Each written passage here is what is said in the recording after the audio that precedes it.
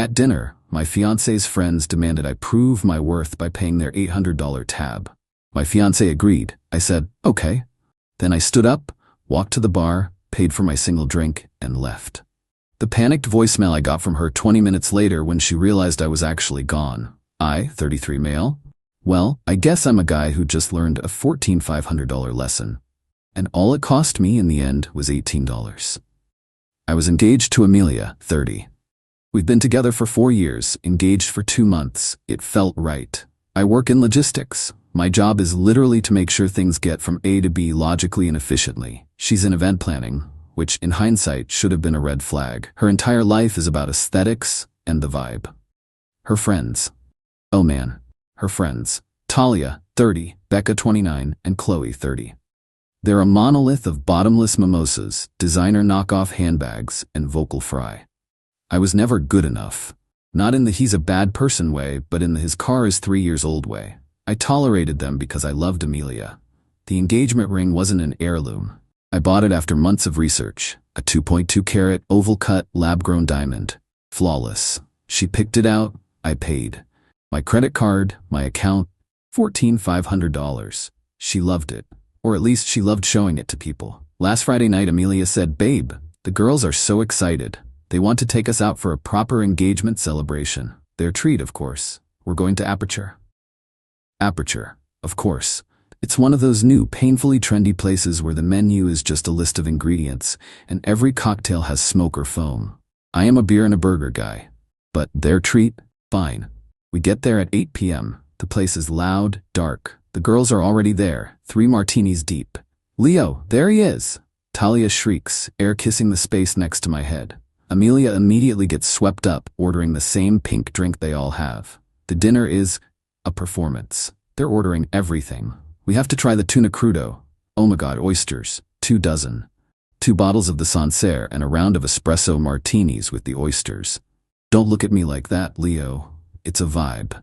I'm just sitting there, sipping one old-fashioned. I'm watching Amelia. She's not the woman I know. She's performing. Laughing too loud. Flashing her ring under the pin light like she's signaling a ship. I'm getting a bad feeling. Their treat part just felt wrong. After 2 hours of this, plates are cleared. They're all drunk, loud, and obnoxious. The waiter, who looks exhausted, drops the bill in the center of the table. No one moves. Then, Talia, with this slow, smug smile, slides the check directly in front of me. "So Leo," she says, her voice suddenly serious. The other 2 stop talking and stare at me. It's a rehearsed, hostile silence. "Oh," I say, not touching the bill. "We've been talking," Talia continues, leaning in. "And we worry about Amelia. She's our girl. She deserves a certain kind of life, and you're, fine. But we need to know you're really going to provide for her. That you're worthy." I feel the blood drain from my face. I look at Amelia. This is her moment. Her moment to laugh and say, "Talia, shut up. What are you doing?" She doesn't. She giggles. A high-pitched, tipsy, nervous giggle.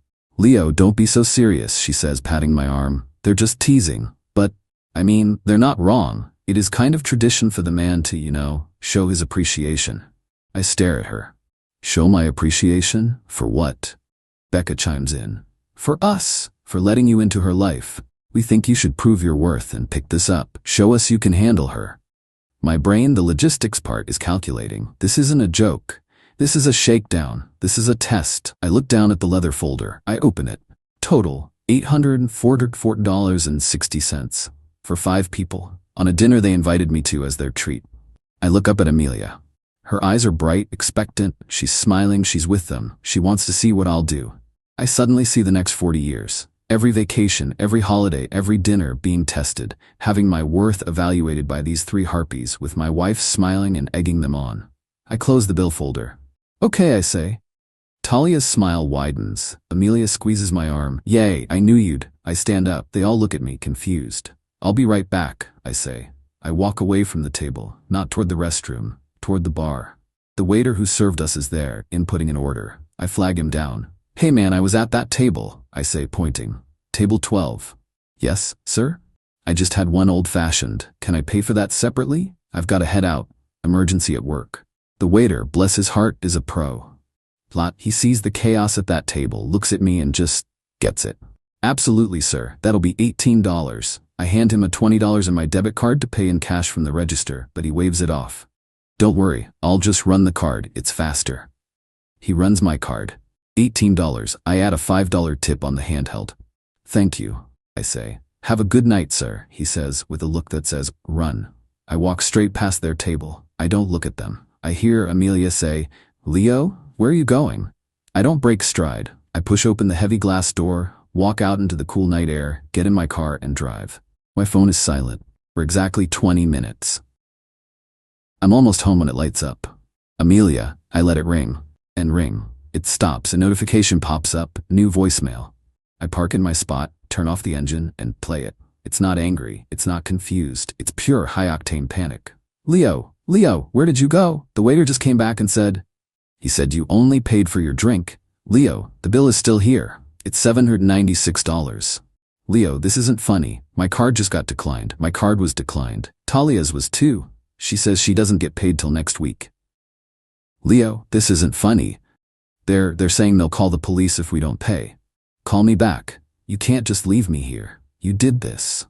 I listened to it twice. Then I turned off my phone, went inside my apartment, and poured myself a very large, very real drink.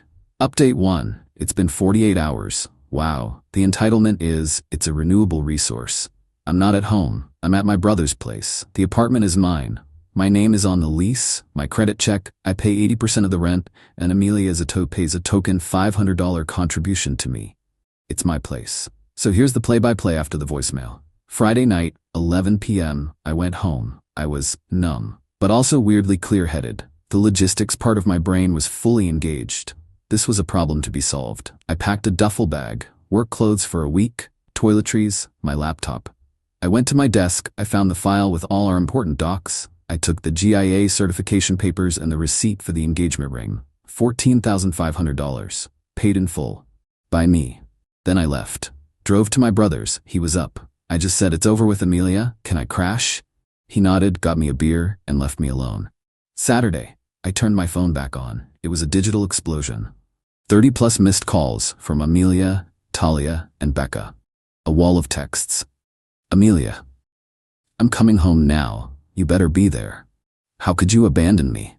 Talia had to call her dad, at midnight, to pay the bill. I have never been so humiliated in my entire life. We are fighting.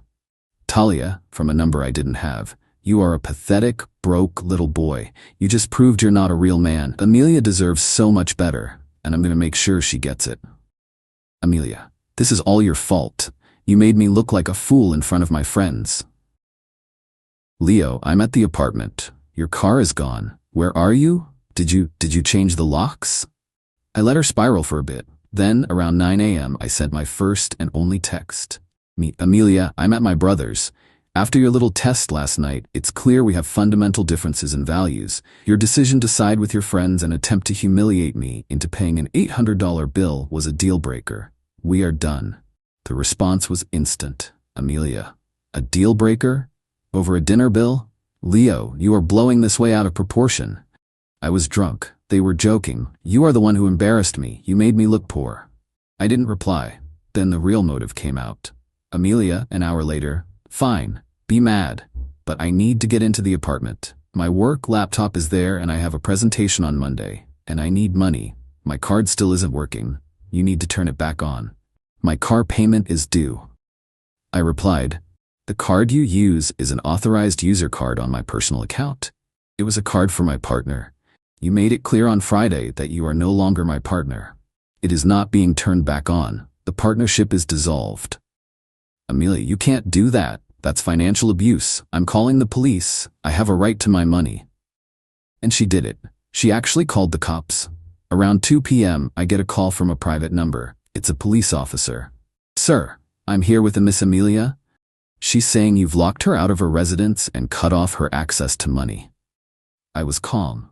Officer, it is 100% my apartment. My name is the only one on the lease. Miss last name is my ex-fiancée. She is not a tenant. She's welcome to retrieve her personal belongings. But I am not at the apartment, and I am not comfortable with her being there without me present. This is a civil matter. As for the money, she is referring to a credit card on my personal account, which I, as the primary account holder, have every right to deactivate. I heard him sigh through the phone. Ma'am, he says, his voice muffled. He's right. It's his lease. This is a civil dispute. We can't force entry. You need to arrange a time with him to get your things. I heard her start to wail. But my laptop, my clothes. The call ended. Then the texts from Amelia got desperate. Then cold. Then, finally, fatally stupid. You know what? Fine. Keep your stupid apartment. Keep your stupid money. You are a cold, petty, vindictive man, but I'm keeping the ring. You humiliated me. I deserve something for the 4 years I wasted on you. Consider it payment for emotional distress. I read that text, and I smiled. She just put it in writing. This was no longer a spat. This was theft. My response was methodical. Step 1. I called my insurance company. Hello, I need to make a report. My engagement ring, valued at $14,500, has been stolen. I have the GIA certification and the original receipt. I know who has it. My ex-fiancée, Amelia. She is currently at her parents' address, I assume, and has admitted in a text message that she is keeping it and refuses to return it. The insurance agent, who sounded bored at first, suddenly became very interested. She admitted it in writing, sir? Oh yes. We can definitely open a claim.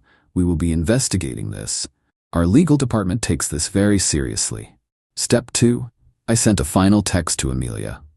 Amelia, the engagement ring is a conditional gift given in contemplation of marriage. The condition is now void. Your text stating you are keeping the ring as payment is an admission of theft. I have already initiated a claim with my insurance company. They will be contacting you. You have until 5 p.m. tomorrow, Sunday, to return the ring to me in person. If you do not, I will be filing a full police report for felony theft, and the insurance company will proceed with their fraud investigation, which may involve criminal charges. This is not a negotiation. 5 p.m. tomorrow. I'm a strong woman. I deserve this. Bravado vanish like a fart in the wind. Amelia, theft? Insurance? You wouldn't. You're lying. That will ruin my life. They'll arrest me. Leo, please, this is insane. You're ruining my life over a stupid ring. I didn't reply. My phone went silent for a few hours. Then a new message. A DM. From Talia. Talia, you're really threatening to put a woman in jail over a gift you gave her? You are the definition of a small, pathetic, insecure man. We're going to tell everyone what kind of monster you are. I just screenshotted it and sent it to my brother with the caption, Monster, lol. The 5 p.m. deadline is tomorrow.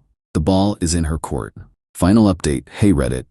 It's over. The saga is finished, and I am still processing the sheer weapons-grade stupidity of it all. Here's the breakdown. The deadline, Sunday, 5 p.m. came and went. No text, no call, no Amelia. I sat at my brother's kitchen table looking at my phone. Part of me was sad. I really thought deep down she'd do the right thing, but she didn't. She called my bluff, so I acted. Sunday, 5 p.m. I called the non-emergency police line. I need to file a report for felony theft. I laid it all out. The ring's value, $14,500, the GIA cert number, my ex-fiancée's name, and crucially, a printout of the text message. I'm keeping the ring. I deserve something. The officer on the phone was all business. Sir, an item of this value, with a written admission of intent to deprive you of it. Yes, that's felony theft. We will have a detective reach out to her. He gave me a case number. Sunday, 5:30 p.m. I called my insurance agent back. Hi, it's Leo. The 5 p.m. deadline passed. She has not returned the ring. I have filed a police report. Here is the case number. The agent was, I can only describe, gleeful. Insurance companies hate paying out claims, but they love it when they have a clear, prosecutable party to go after to retrieve their money. Thank you, Mr. My last name. Our legal team will take it from here. They will be in contact with Miss Amelia's last name shortly. You should be compensated for your loss, and we will pursue our asset. That phrase, pursue our asset, was chilling and satisfying. The fallout. The gravity of her situation didn't land on Amelia. She's too insulated by her own entitlement. It landed on her parents. Tuesday, 9 a.m. I'm at work trying to focus on a shipping manifest when my phone rings. An unknown number. I let it go to voicemail. The voicemail is from her father, Robert. I've always liked Robert. He's a no-nonsense, old-school guy, a retired engineer. He sounded furious. Leo, it's Robert, name. I just had a detective from the city police department call my house. My house, Leo, asking for Amelia. Something about a $14,000 ring you're claiming she stole. You need to call me, now. I called him back. Robert, hello? I assume Amelia told you what happened. She told me some damn nonsense about a dinner bill and you overreacting and being abusive. She failed to mention the police. Start from the beginning. Tell me the truth. So I did. I told him everything. The Their Treat invitation, the $814 bill, the Prove Your Worth test, her agreeing with them, me leaving, her texts, her demand to keep the ring as payment. There was dead silence on the line for a good 30 seconds. Then, a sigh so heavy it felt like it came from his shoes. Talia, he said, it wasn't a question. Yes, that girl has been poisoned since they were in high school. Leo, I am so sorry. My daughter, she's a fool. Weak, she lets those awful women think for her. This is humiliating. Robert, I don't want to ruin her. I just want the ring back. If I get it back, I'll drop the charges. I'll call off the insurance company. Oh, you'll get it, he said, his voice flat and cold. I am going to handle this. Tuesday, 3 p.m. My apartment intercom buzzes. It's Robert. I go down to the lobby. He's standing there looking 20 years older. He's holding the little velvet ring box. Amelia is in his car parked out front. I can see her. She's in the passenger seat staring at her lap sobbing. Leo, Robert says, handing me the box. I can't apologize enough. For her friends. It's not your fault, Robert, I said. She's not a bad person, he said, rubbing his face. But she's weak, and she's stupid.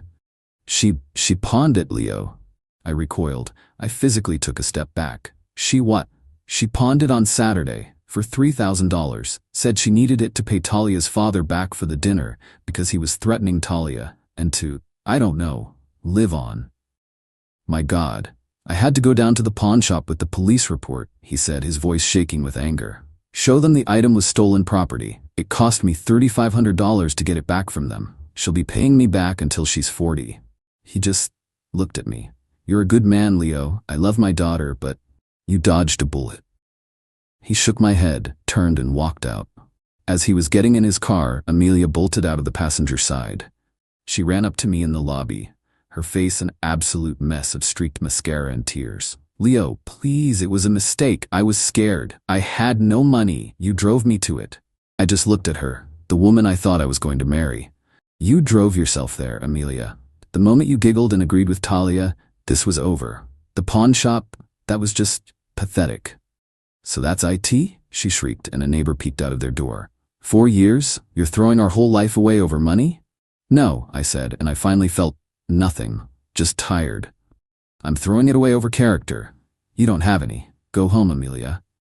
I turned, went to the elevator, and didn't look back. The aftermath. I called the detective. Charges dropped. I called the insurance company. Claim canceled. I arranged a time for her to get her stuff. I had my brother and his very large friend there. She came with her mom, who just glared at me. They packed her clothes and her 800 skincare products and left. Her laptop was there. I'm not a monster. And the friends? The cherry on top. My friend Mark, who knows Becca, gave me the epilogue. Talia's father, a prominent lawyer, was apoplectic that she dropped an $800+ bill on his card and then got his name involved in a potential police matter. He cut her off. Completely. Word is she's trying to sell her designer bags on Poshmark to make her rent. Becca and Chloe ghosted Talia. They're terrified of the drama and don't want to be associated with her, or, more likely, her empty wallet. So, I'm out $18 for an old-fashioned and $5 for the tip. I have a $14,500 ring that I can't even look at. I'll sell it. I'll take a loss. But it's a cheap price to pay for my future. Amelia is 30, unemployed. She was fired on Tuesday for a no-call, no-show on Monday during her pawnshop panic.